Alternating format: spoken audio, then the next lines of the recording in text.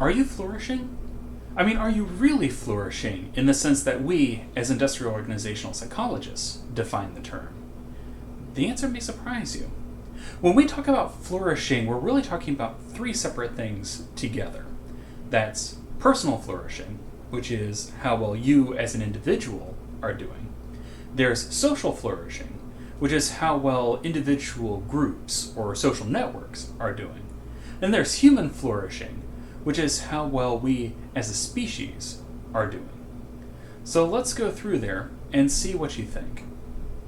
In terms of personal flourishing, this is sometimes known as work-life harmony, but it goes beyond that too. And it's less effective to talk about that as a definition. So let's talk about it in terms of example. If someone is personally flourishing, they are working if they wish to, and they are contributing if they wish to. The most important part of it is that whatever they're doing, it is both meaningful to them and it's enabling them to grow as an individual. So this isn't just how well you're doing at work, although obviously work is a part of it. And it's not just about how you're doing as a part of a family or a part of a social unit, even though that's important as well. Rather, it's how well you're doing. Are you becoming the kind of person that you want to be? Are you finding the developmental abilities and opportunities that you're looking for? Are you reaching your full potential? For that matter, do you even know what your potential really is? If you're flourishing, then you have at least some good idea not only of where you are and you're happy with that, but also where you could be and you're moving towards that goal. A flourishing individual isn't just surviving, although they are obviously doing that. They're also thriving. They are where they want to be, and they're going where they want to go. Does that describe you? Second, we can talk about social flourishing. Think of it this way. When you are part of any social unit, there are certain things that need to happen in order for that to work well. Among other things, and most basically, you have to be able to show up. And not only must you be able to be physically there, you have to be emotionally present. You have to be mentally present. You have to be aware of what's going on, and most importantly, able to contribute. So for example, let's say that you go home at the end of the workday, and family or friends want to do something with you.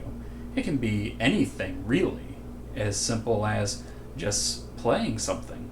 Or could be more complicated, involved, like going out to volunteer or having a night out on the town. Could be anything, again. The question is, could you honestly take part in that? Could you do it spontaneously? Or would you have to say, oh no, I need to clear my schedule, because if I do that on a work day, I've got no chance of being involved with this. And even worse, could you honestly say, and a bit sadly, even if we scheduled it ahead of time, I don't know if I could contribute. If that's your situation, then socially, you're not flourishing. So take a moment and think about that. Are you socially flourishing? Can you contribute in any of the social networks that you're involved in? And just as importantly, are you able to search out and enjoy new social networks, if you so choose? And then the last one is human flourishing. This is beyond the simple social networks of family and friends and clubs and organizations and whatever else is in your immediate sphere of influence. This is something broader. This is something that impacts humanity as a whole. This can be anything from a social justice movement.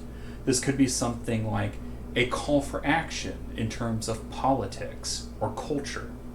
This could be something as small as seeing a bit of drama on the internet and being able to engage with it in a healthy and productive way, rather than in a unhealthy and destructive way. Or it could be broader in terms of, again, a social cause. Or it could be even bigger than that. Because, speaking as a scientist myself, we aren't an island. Science in and of itself only goes so far without the support of you. This is why science communication is so important, and just as importantly, this is why adoption by individuals and by society is so important. Because if we're just locked in the ivory tower and our insights aren't being communicated and aren't being accepted, what's the point? And even on broader terms, in order for humanity to flourish in any of the broad dreams that we have, we need things like resources, energy, interest, enthusiasm, especially for Western democracies.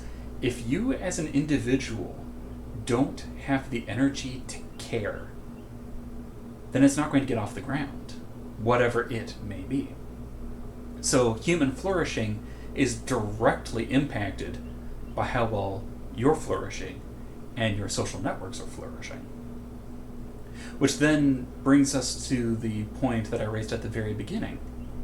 Are you flourishing? Because if you're not flourishing, then all of your social networks are harmed by your not being able to engage.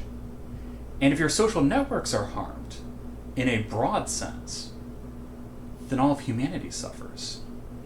Because what impacts one person, what drags one person down, drags everyone else down too, in a kind of very negative social gravity. So we need people to flourish. But is that what we're really seeing? Is that even what we're talking about? I would argue, not really. We're talking about how to increase productivity. We're talking about how to get more energy out of individuals, more commitment. We're talking about how to balance work and life. And all these things may or may not be useful. But they're all just components to this broader picture. One that we need to start really discussing and focusing. So are you flourishing? If yes, then I commend you. And I will admit that you may be able to gain some things from this channel, but you really don't need it, and that's fine. But let's say you're one of the many people who aren't flourishing. Let's say maybe that you're not even really surviving. Maybe you're struggling just to get by day to day. In that case, I can help you. Or let's say that maybe you're surviving, but at what cost? When you look in the mirror, you say, I'm surviving. I can make ends meet. I'm paying my bills. I'm providing for my family. But there's so much more I'd like to do if I just had whatever it is. Time, energy, resources, whatever it may be. I can help you there too. Or maybe let's say that you are surviving and you're even getting ahead a little bit, but you're not quite sure where to go from there. You're doing okay, but you look around and you say, what can I do to help? I can help you there too. So if you're in any of those categories, I encourage you to follow this channel. Do all the things you need to know and you've heard 1,000 times with YouTube. Like, subscribe, click the bell, comment with your concerns and your questions.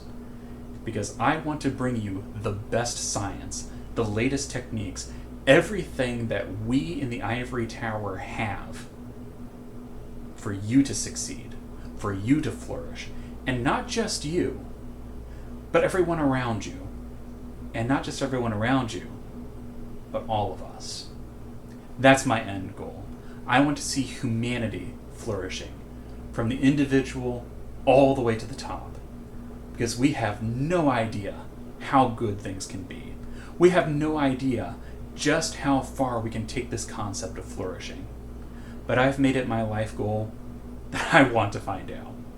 So I hope that you'll join me on this journey, and I hope that as we go forward, together we will survive and thrive.